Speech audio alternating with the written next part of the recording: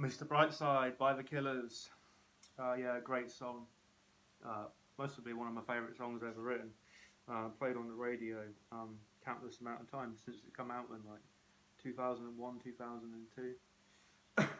So yeah, the song is half a step down from standard. So everything's just tuned down on a semitone to flat. If you don't know what that is, then you can look it up online and get a chromatic tuner and do it yourself. Um, so yeah, very, very, very tricky song to play. Um, there's some parts, but I would actually change around just to make it easier. There's only one part that I will actually change around, just because I find one part a bit needlessly complex to play when it kind of doesn't have to be. But there's a slight change in sound, but no one's really going to notice that if you were playing it live or whatnot. People aren't really paying that much attention to it. But I'll show you the way that's actually going on the record as well. So you're starting out with 17 on the A, 16 on the D, 17 on the B, and 19 on the G. So you want to go middle finger first, first finger second, third finger third, and pinky finger fourth. So it's on the 17, the 16, the 17 on the B, the 19 on the G. So one more time, 17 on the A, 16 on the D, 17 on the B, 19 on the G.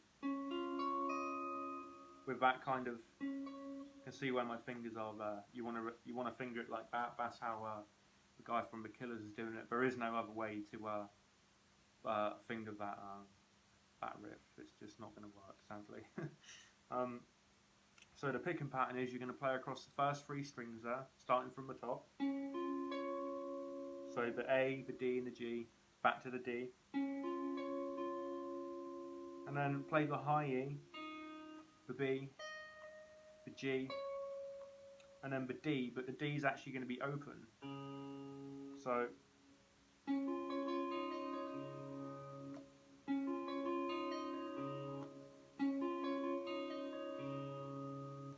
every time he comes to this D string on the sort of the coming up on the up strings, he's always hitting an open D afterwards, and then he changes to a bar on the 16th on the A and 16th on the D, and he's playing that same picking pattern.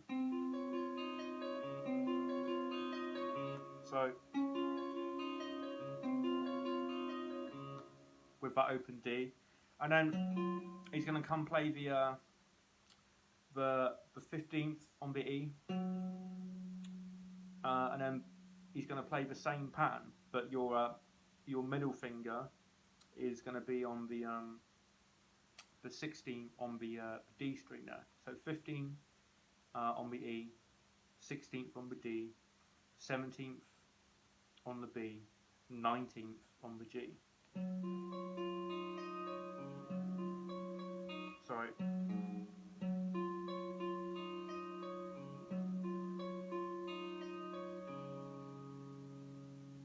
And that's how it's going. So it's the first pattern once, the second pattern once, and then when you come to the last bit, it's back bit twice. So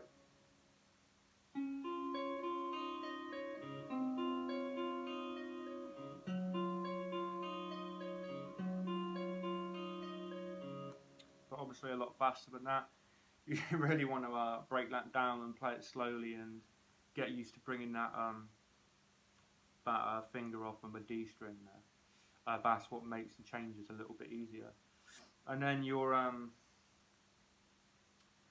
into this kind of pre-chorus riff.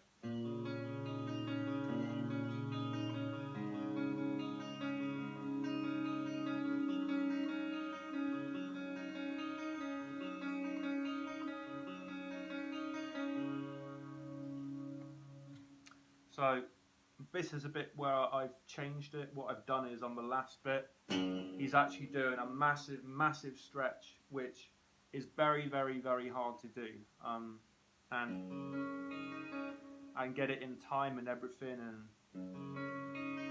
and not hit a bum note there. So what's going on? Basically, the start of that riff, you're playing the same pattern. So you do a 7 on the E. How do I? Yeah, I play it with my middle finger on the 7 on the E, and then third finger 7 on the G, and my first finger 5th on the B. So there the notes has actually been fretted. You start with that bass note on the E, the 7,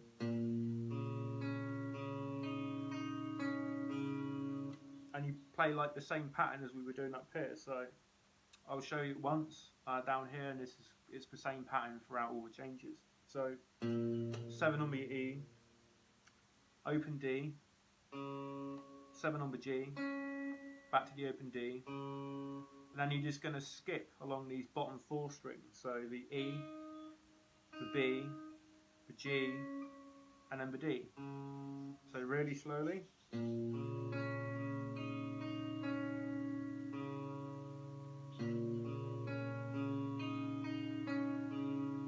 So you're going to do that twice, and then the next bit you're just going to replace that 7 on the E with an open A string this time. So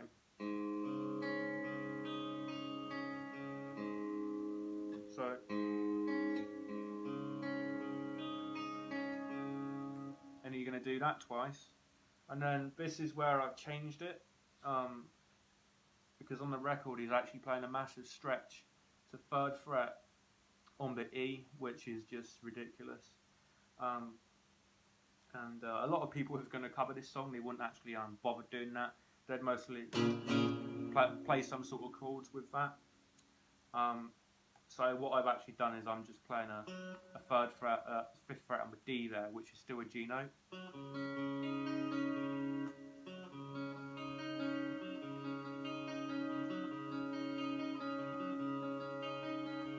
So all I've done there is played the 5th on the E, there's a 5th on the D, and then an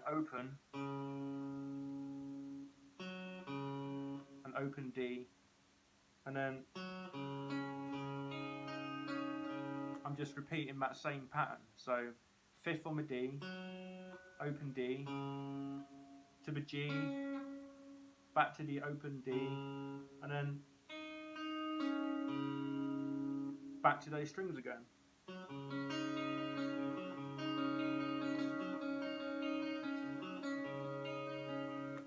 So one more time really slowly. And that solves the issue of trying to play that massive stretch, which is just ridiculous. And then you're going to play the chorus riff now. So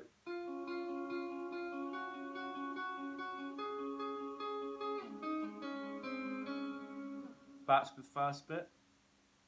So all that is a 11 on the G to a 12 on the D.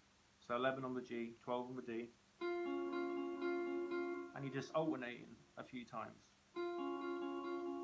There's like 5 times, 4 or 5 times. Just you'll get it. And then you're going to play 12 on the G this time, and just alternate again. So, and then 14 on the G this time.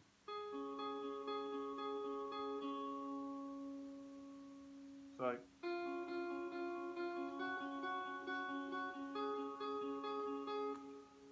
we're actually sort of, that is the easiest part of the song, that riff. And then where you've got that pattern, you're going to shift it down. So,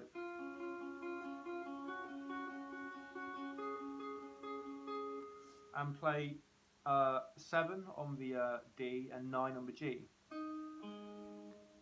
Well, sorry, yeah, but they're the notes that are being fretted, but the picking pattern is actually going 9 on the G to 7 on the D.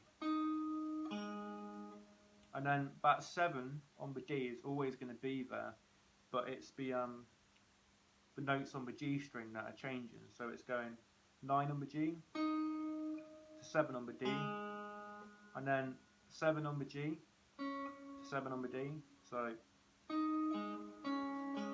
6 on the D, sorry, 6 on the G to 7 on the D, and then back to that 7 on the G. So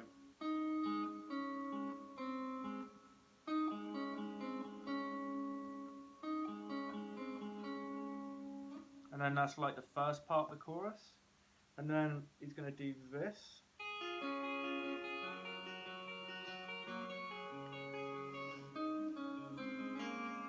Oh yeah, sorry.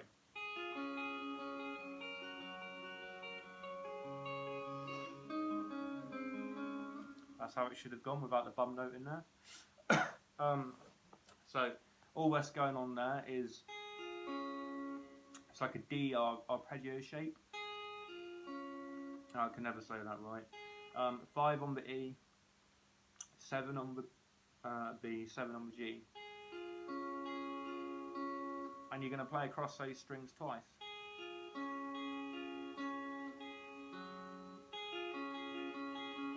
Now there are 2 ways that you can do this on the record. He's going to do that actually twice, and then he's going to play the 5 on the E again and hit an open G. So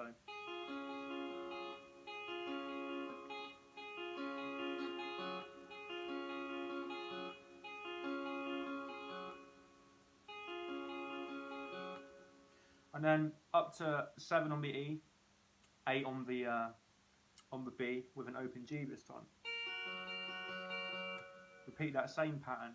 Now sometimes when I'm playing, I'll actually forget to hit that open G on that kind of D shape down there, but you know, I might just keep it the same and not have the open G in there. It doesn't really matter. So yeah, if that happens, just carry on to the next part, which was the open G is there anyway, so that's always easy to hit. And then you're going to come play 10 on the E and 10 on the B, and then to an open D. So you do that twice. 10 on the E, the 10 on the B, and the open D. I come back and play a 10 on the E there, and then you're going to play the open G. So, and then back to that same riff that we ended that bit with, and that really is most of the song. There's a little bit where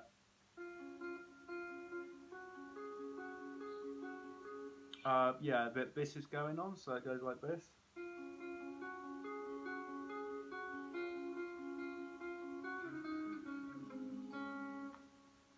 Yeah, so all that is you're going to come play like that, the first part of that chorus riff.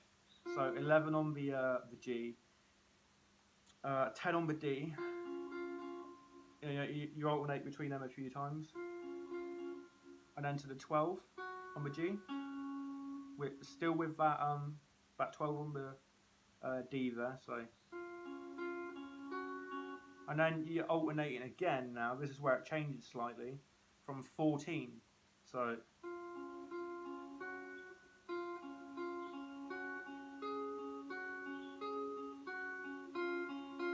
So you're alternating between that like 4 times. So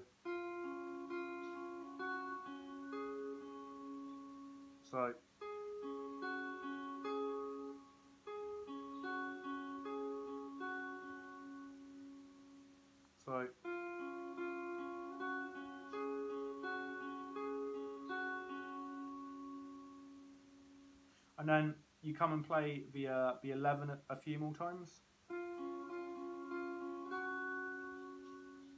Alternating between that 11 on the G and 12 on the D, and then you come back and play that 12 on the G with the 11 on the D again, one more time, and then you go back to, so all together.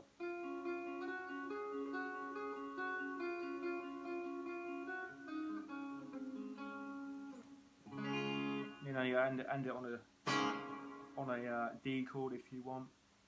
That is Mr. Brightside by the Killers.